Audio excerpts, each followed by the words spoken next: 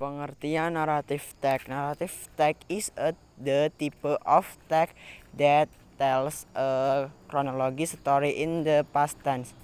Ini adalah suatu cerita yang dibuat runtut dalam kalimat lampau. Narrative text menceritakan tentang imajinatif ataupun cerita nyata yang dimodifikasi dan disusun melalui urutan kejadian yang terjadi di masa lalu.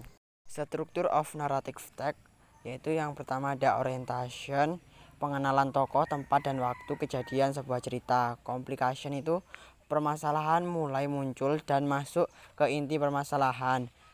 Yang ketiga ada resolution, yaitu masalah mulai menemukan jalan keluar sampai benar-benar terselesaikan. Yang terakhir ada reorientation, yaitu berisi kondisi akhir sebuah cerita yang meliputi tokoh, tempat, dan waktu. Bagian ini termasuk opsional, bisa ada dan juga tidak dalam suatu cerita. Itulah keempat struktur narrative text. The purpose of narrative text. Tujuan dari narrative text itu atau teks naratif adalah untuk menghibur pembaca.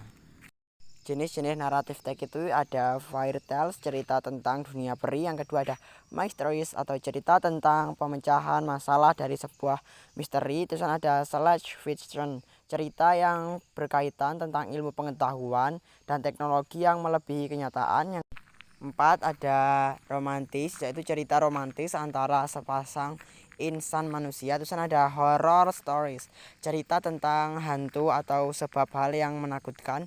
Terus ada adventure stories atau cerita tentang petualangan. Terus ada fabulous, cerita tokohnya itu hewan-hewan. Yang terakhir ada folklore atau cerita rakyat. Itulah ketujuh jenis-jenis dari narrative text. Kaidah kebahasan naratif text itu yang pertama menggunakan simple past tense. Menggunakan simple past tense berarti menggunakan verb 2. Yang kedua menggunakan action verb. Yang ketiga ada saying ending verb. Yang keempat ada conjunction of time. Yang kelima ada adjective. Yang keenam ada noun.